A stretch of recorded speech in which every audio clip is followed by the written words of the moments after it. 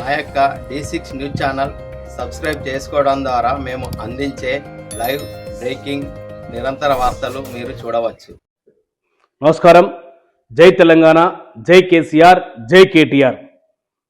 6 గ్యారెంటీల పేరు మీద, 420 హామీల పేరు మీద ఈ రాష్ట్రంలో తెలంగాణ ప్రజలకు అడ్డమైన హామీలిచ్చి ఆ గ్యారెంటీల పేరు మీద అధికారంలోకి వచ్చి అడ్డదారిలో అధికారంలోకి వచ్చినటువంటి కాంగ్రెస్ ప్రభుత్వం నీవు ఇచ్చినటువంటి గ్యారెంటీలు, నీవు ఇచ్చినటువంటి హామీలు అమలు చేయకుండా గడిచిన 2 సంవత్సరాలుగా ఈ రాష్ట్రంలో ఒక డైవర్షన్ పాలిటిక్స్ చేస్తా ఉన్నాడు ముఖ్యమంత్రి రేవంత్ రెడ్డి గారు.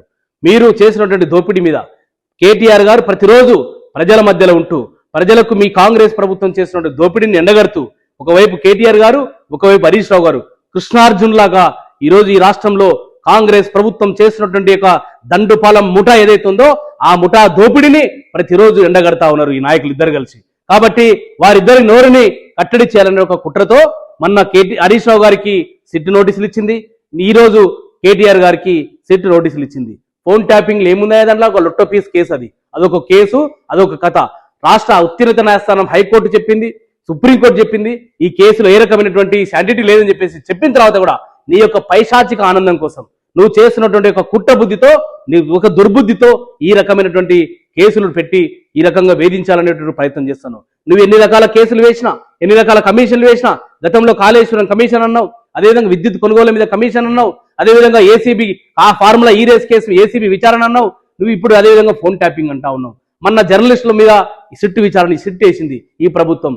నువ్వు ఇచ్చినటువంటి హామీలు అమలు చేయలేక ఈ రకంగా ప్రజల దృష్టిని మరల్చడం కోసం నువ్వు చేస్తున్నటువంటి ఈ కుటిల ప్రయత్నం ఎన్ని రోజులు గడవదు, ఎన్ని రోజులు ముందుకెళ్ళదని చెప్పేసి చెప్తా ఉన్నా. ఏం చేశాడు కేటీఆర్ గారు? నీ భావమర్ది సూదిని సృజన్ రెడ్డి గారికి గతంలో అమృత్ టెండర్లలో 1137 కోట్ల రూపాయల అవినీతి అక్రమాలకు పాల్పడితే ఆధారాలతో సహా కేటీఆర్ గారు ఆ రోజు కేంద్ర ప్రభుత్వానికి ఫిర్యాదు చేసిండు.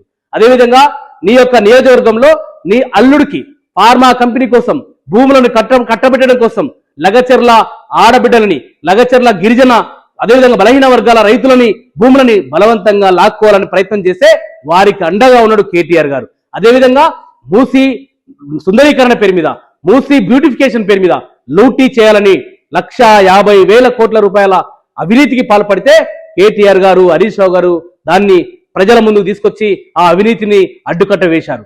అదేవిధంగా ఇప్పుడు బొగ్గు స్కామ్ లో, ఈ సింగరేణి బొగ్గు స్కామ్ లో ఒడిశాలో ఉన్నటువంటి నైని కోల్ మైన్ ఏదైతే ఉందో ఆ మైనింగ్ లో నీ బావమరిది సూదిని సృజన్ రెడ్డి గారికి పెద్ద ఎత్తున 100,000 కోట్ల రూపాయల అవినీతికి పాల్పడితే ఆ విషయాలని మొన్న హరీష్ రావు గారు ప్రెస్ మీట్ పెట్టిన గంటల్లోనే వారికి సిట్ నోటీస్ ఇచ్చింది. అంటే ఈ రాష్ట్రంలో ప్రశ్నించే వారిని, ఈ రాష్ట్రంలో అవినీతి అక్రమాలను ఎండగట్టే వారిని ఈ రకంగా కేసుల పేరు మీద ఈరోజు ఈ రకంగా హింసిస్తా ఉన్నాడు. నువ్వు ఎన్ని రకాల కేసులు పెట్టుకున్నా, ఎన్ని రకాల పైశాచిక మందం పొందినా ఇక్కడ ఎవరు భయపడే వాళ్ళు లేరు.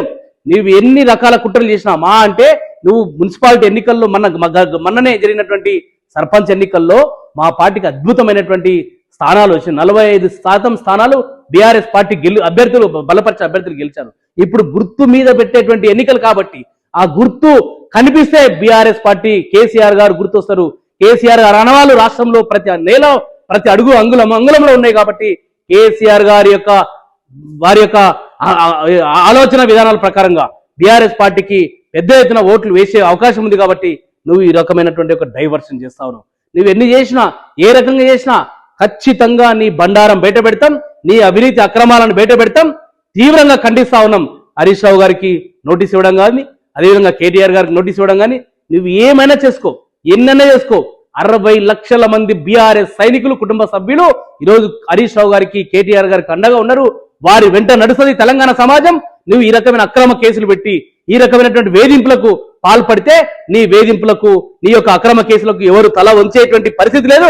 తల తెగిన పర్వాలేదు కానీ నీ ఇచ్చినటువంటి హామీలని కాంగ్రెస్ పార్టీ మెడలు వంచి నీ ఇచ్చినటువంటి 6 గ్యారెంటీలని, 420 హామీలని నెరవేర్చే వరకు ప్రజల పక్షాన కేటీఆర్ గారు, హరీష్ రావు గారు వారి పక్షాన ఉంటారు. నీ మెడలు వంచడం ఖాయం. ఈ రకమైన నోటీసులతో, సిట్లతో, ఈ విచారణలతో, ఈ కమిషన్లతో భయపడే పరిస్థితి లేదు. బీఆర్ఎస్ పార్టీ వారి వెంట ఉంటది. ఖచ్చితంగా ప్రజల పక్షాన పోరాటం చేస్తామని చెప్పేసి, రేవంత్ రెడ్డి గారి మెడలు వస్తామని చెప్పేసి ఈ సందర్భంగా డిమాండ్ చేస్తా ఉన్నా.